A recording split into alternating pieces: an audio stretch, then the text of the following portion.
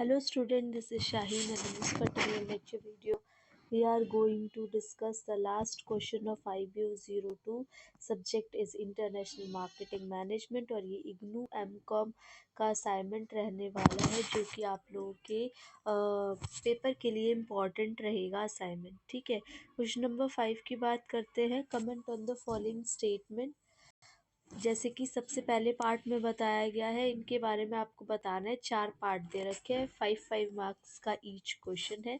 Product planning क्यों ज़रूरी है, फंडामेंटल डिसीजन क्यों माना जाता है इंटरनेशनल मार्केटिंग में।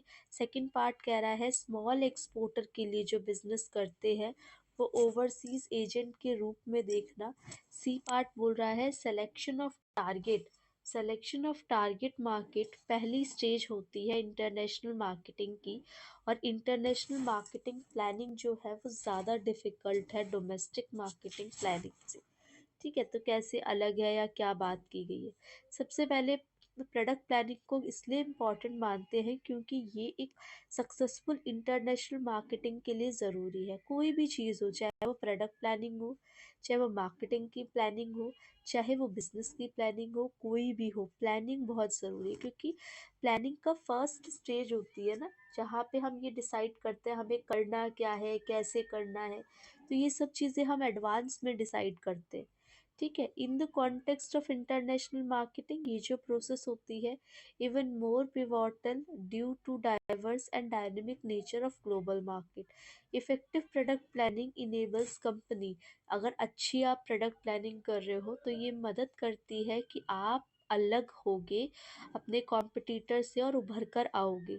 अ well thought out product plan not only ensure that the product aligns with the target market if requirement but also it navigates the complexities। ना केवल अच्छाइयाँ दिखाता है, क्या क्या मुश्किलें आने वाली है आपकी इन फ्यूचर ये भी बताता है।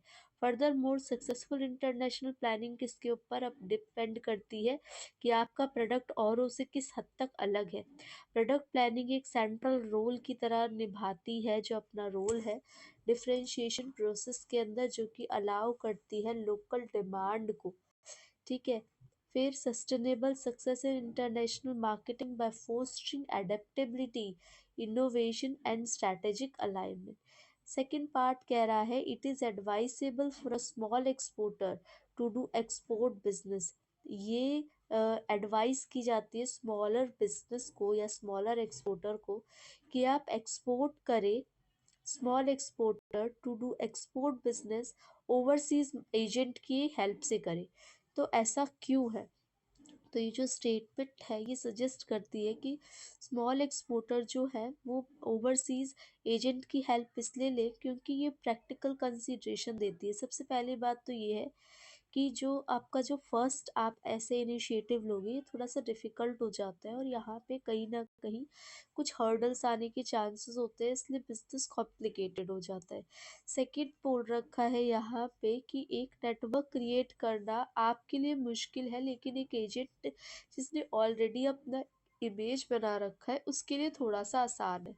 इसीलिए however it is essential for small exporter to carefully select and vet potential overseas agent, ensuring they possess a solid reputation। उनकी अपनी एक रेप्यूटेशन है।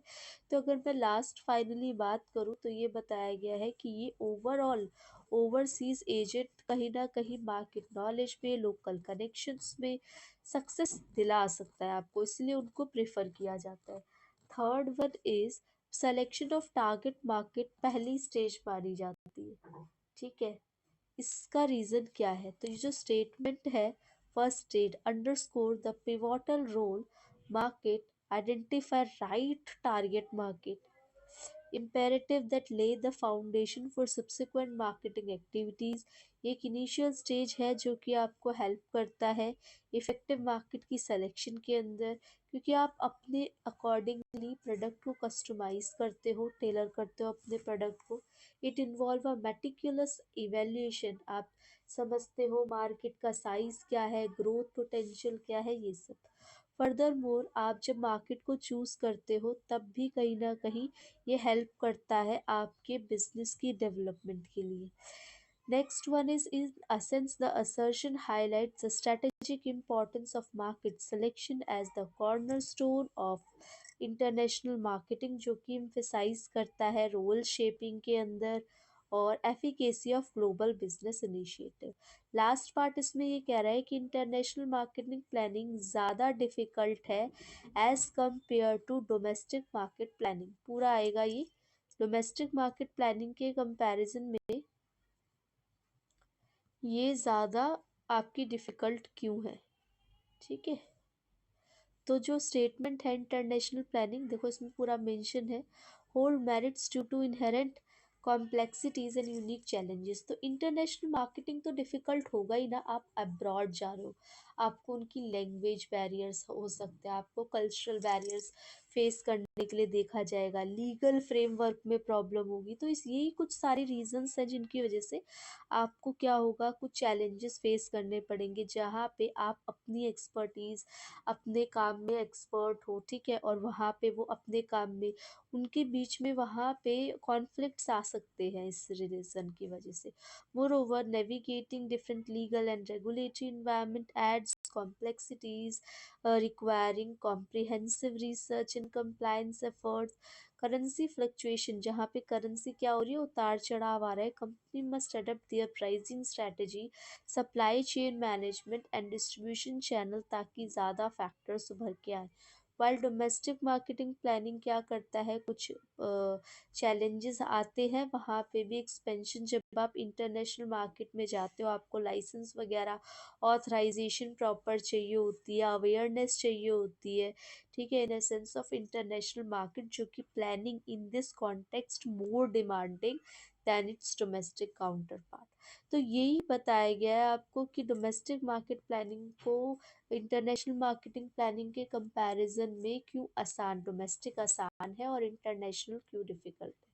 ठीक है, तो that is all about this, जहाँ पे हम IBO 02 भी कंप्लीट कर चुके हैं और मैंने वेरियस आपको असाइनमेंट्स प्रोवाइड कर दिए हैं। अगर आप लोगों को PDF की रिक्वायरमेंट है तो आप लोग कमेंट सेक्शन में मेंशन कर सकते हो, या हिंदी कंटेंट की अवेलेबिलिटी चाहिए तो भी बता सकते हो। बाकी आप लोगों से मिलते हैं नेक्स्ट लेक्चर वीडियो में, तब तक आप चैनल को सब्सक्राइब कर दो, शेयर करो वीडियो को, ज़्यादा से ज़्यादा लाइक कर दो वीडियो को। Thank you for watching and be happy students.